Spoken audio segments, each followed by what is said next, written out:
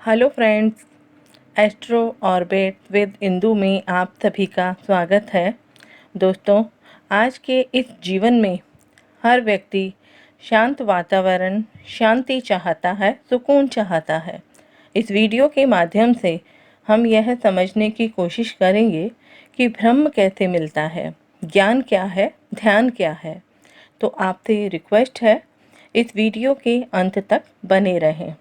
हमारे मन में कहीं ना कहीं यह प्रश्न जरूर उठता होगा कि ईश्वर ने हमें क्यों बनाया? क्या हमसे ही यह सृष्टि है, या फिर इस जीवन का हमारा कोई उद्देश्य है? क्या किसी खास मकसद से ही हमारा जन्म हुआ है? यह सच है कि इस तरह के हर सवाल का जवाब सिर्फ ईश्वर ही जानता है। ईश्वर अपने गुण धर्म के विपरीत कुछ नहीं करता। वह कभी ना तो स्वयं को नष्ट कर सकता है और ना ही नया ईश्वर बना सकता है।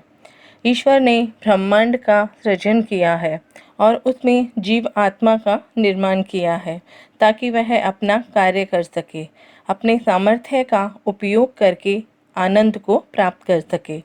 हम ईश्वर को निर्माता कहते हैं। उसका अर्थ हुआ कि जीव और प्रकृति को साथ लेकर एक व्यवस्थित रूप प्रदान कर सके। इसलिए जीव के लिए ब्रह्मांड की व्यवस्था करता है, उसे नष्ट करके पुनः निर्माण की प्रक्रिया भी शुरू करता है। जैसे रात के साथ दिन होता है और दिन के साथ रात होती है, इसीलिए ब्रह्मा, विष्णु और महेश तीनों पूरे दिन और रात के पहर को अपने अपने अधीन रखते हैं। ब्रह्म मुहूर्त का समय ब्रह्मा जी का कहलाता है, जिससे दिन का निर्माण होता है। दिन का समय महेश के अधीन होता है, शिव के अधीन होता है, जो प्रलयकर्ता कहलाता है। रात्रि का समय विष्णु के अधीन होता है, जो पालनहार कहलाता है। ईश्वर हमेशा हमारी रक्षा और पालन करता है और हमारे कर्म के सम्मान करके हमारे कल्याण के लिए कार्य करता है और हमें हर वो अवसर प्रदान करता है जिससे मानव जाति का भला हो सके। ईश्वर का कोई गुण नहीं बदलता, वह हमेशा जीव के कल्याण के लिए ही कार्य करता है। जीवात्मा के पास स्वतंत्र इच्छा होती है कि वो अपने ज्ञान के अनुसार अपने कर्मों पर आश्रित रहता है। यही कर्म सिद्धांत का मूल आधार भी है। जब हम ब्रह्मांड की बात करते हैं, सृष्टि की बात करते हैं, ईश्वर की बनाई उस हर रचना की बात करते हैं, निर्माण की बात करते हैं, तो जब भी ब्रह्मांड का नाम आता है तो ब्रह्म का नाम भी आता है। ब्रह्म क्या है और इसका क्या काम है, ये किस तरह किसी व्यक्ति विशेष के जीवन को प्रभावित करता है, हम जानते हैं ब्रह्म ज्ञान है। उसी के आधार पर इस ब्रह्मांड में बहुत कुछ प्राप्त किया जाता है, लेकिन उसे प्राप्त करने का साधन क्या है? मात्र एक ध्यान। हमारे ऋषि मुनियों ने भी अपने ज्ञान से, अपने ध्यान से इस सृष्टि में बहुत कुछ प्राप्त किया है। तभी हमें उनका जीवन बिल्कुल सादगी वाला नज़र आता है। उनके चेहरे पर सूर्य के समान तेज होता है, चंद्रमा के समान उनकी सरल सोच और विचार होते हैं, जिनसे हर एक व्यक्ति प्रभावित भी होता है। लेकिन उनकी तरह बनना आम बात नहीं है। बहुत तपस्या, बहुत साधना, बहुत ध्यान और अध्यात्म की ज़रूरत होती है।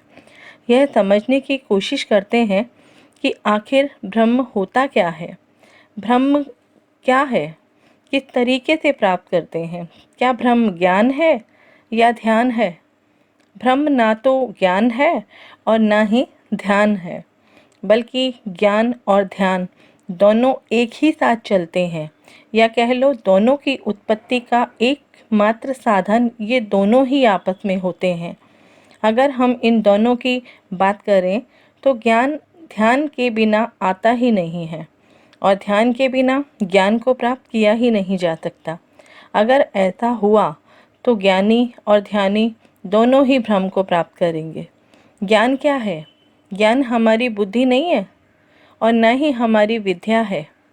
हमें जो कुछ भी बाहरी इन्फॉर्मेशन मिलती है, चाहे उसका जरिया, उसका माध्यम कोई बुक हो, कोई गुरु हो, कोई टीचर हो, या फिर कुछ भी हो सकता है, उससे हमें केवल एक इन्फॉर्मेशन मिलती है, एक जानकारी मिलती है। जब ये जानकारी हमारे अंदर जाती है, हमारे दिमाग में जाती है, तब हमें ज्ञान मिलता है। ज्ञान कभी कोई किसी को दे ही नहीं सकता। देने वाला केवल विद्या दे सकता है। उसी विद्या से ज्ञान प्राप्त होता है। ज्ञान किसी के सिखाने से नहीं आता, बल्कि ज्ञान खुद से आता है।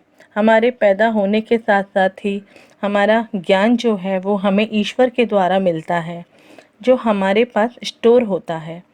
ज्ञान आत्मा के साथ बंधा होता है, जो हमारी प्रकृति ने हमारी चेतना के साथ भी जोड़ा हुआ है, और उसी चेतना के पास एक पावर भी होती है जिससे हमें ज्ञान प्राप्त होता है।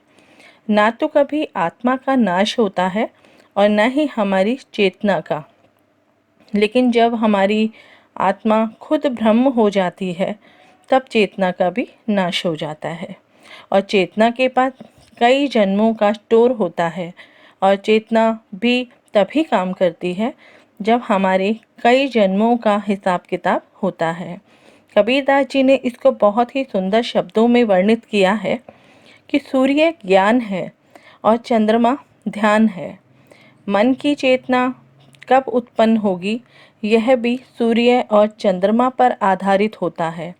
अगर आप ज्ञान की तरफ जाते हो अब तो आपका सूर्य स्ट्रांग होता है, आपकी विल पावर स्ट्रांग होती है, और आपका जो ध्यान है वो अपनी साधना में लगने लगता है। आपका मन स्वतः ही उस तरफ चला जाता है। मतलब उस समय आपका जो है चंद्रमा स्ट्रांग होता है। ये दोनों अग्नि और जल तत्व को इंडिकेट करते हैं। जब जल का एंडिंग पॉइंट होता है और अग्नि की शुरुआत होती है, यानी अग्नि का स्टार्टिंग पॉइंट होता है, वह बिंदु ही आपको मोक्ष की तरफ लेके जाता है, क्योंकि अग्नि से एंट्री होती है और जल से एग्जिट। ज्योतिष में हम इन्हें ग्रह नहीं मानते, ये सोलर और लूनर जॉडियक साइन को रिप्रेजेंट करते हैं, इसलिए जीवन में इनका बहुत बड़ा रोल होता है। इस कहते हैं कि अगर कुंडली में ये दोनों स्ट्रांग पोजीशन पर होते हैं तो कुंडली के आधे नेगेटिव पॉइंट ऑटोमेटिक खत्म हो जाते हैं। किसी आत्मा को ब्रह्म तक जाने में इन दोनों के इसी बीच के बिंदु को पाने की ज़रूरत होती है, जिसके कारण ही मोक्ष मिलता है। लेकिन इसमें आपके कई जन्मों के कर्म भी इन्वॉल्व होते हैं कि आपको मोक्ष मिलेगा या नहीं मिलेगा, या फिर से आपको जन्म लेना पड़ेगा, बार बार जन्म लेना पड़ेगा। पर ये ब्रह्मांड आपको बार बार मौके देता है। हमारा ईश्वर हमें बार बार चांस देता ही रहता है। इसलिए जब ज्ञान को पाने के लिए आपके पास कोई जानकारी आती है तो आप उसका इस्तेमाल करते हैं, और इसी के सहारे यानी अध्यात्म के सहारे हम ईश्वर को खोजते हैं। लेकिन उसके लिए हमें खुद को समझना होगा। उसके मेडिटेशन के द्वारा या फिर सेल्फ रियलाइजेशन के द्वारा, आत्मनिरीक्षण के द्वारा ही हम उसको प्राप्त कर सकते हैं। और जब हम डीप मेडिटेशन करते हैं तो हमें अपने ही अंदर एक प्रकाश दिखाई देता है। ब्रह्म ने खुद को उस प्रकाश के रूप में हमें खुद से जोड़ा है। तो जब मेडिटेशन के दौरान हमें वो प्रकाश दिखाई देता है तो बिल्कुल वाइट कलर का होता है। तो हमारी आत्मा का मिलन उस समय परमात्मा से हो जाता है। हम लोग जानते हैं कि वाइट कलर में इतनी कैपेसिटी होती है कि वो अन्य कलरों में मिक्स हो जाता है। इसलिए ज्ञान को ज्ञान बनाने के लिए ध्यान जरूरी है, खुद का निरीक्षण जरूरी है। ये तो हुआ ज्ञान और ध्यान। यहीं से हमें ब्रह्म भी मिलता है। कैसे मिलता है उसे समझना होगा। जिस तरह जब आंधी आती है, तेज हवाएं चलती हैं, मिट्टी उड़ती है, पेड़ों से थोड़े पत्ते भी जमीन पर गिरते हैं, आसमान का रंग भी उस समय बदल जाता है। कभी कभी आसमान से पानी की बूंदें भी गिरने लगती है। उसके बाद जब सब कुछ इकट्ठा हो जाता है तब कभी कभी बारिश भी होती है। वो जो पल होता है वो हम सभी के मन मस्तिष्क को प्रसन्न कर देता है, खुश कर देता है कि अब जो है ये बारिश आई है तो ये बारिश जितनी भी पृथ्वी पर गंदगी हुई है वो सारी साफ हो जाएगी, और हमारा मन प्रफुल्लित हो जाता है, हर्षित हो जाता है। उसी तरह से जब ब्रह्म को पाना होता है तब उसका वेग, उसकी ऊर्जा बहुत तेज होती है। जैसे आंधी आती है उस समय का माहौल होता है बिल्कुल उस आंधी की तरह जो सभी चीज़ों को लेकर आती है।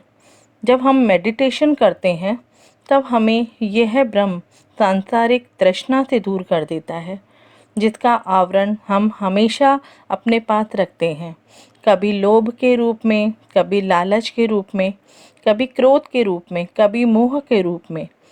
तब सबसे पहले ये बाहरी आवरण खत्म होता है जब हम ज्ञान और ध्यान को करते हैं, मतलब जब हम सेल्फ रियलाइजेशन की तरफ जाते हैं, जब हम आत्मनिरीक्षण करते हैं, तब हमें हमारे अंदर भी उसी वर्षा की बूंदों का एहसास होता है जो आंधी के बाद आती है।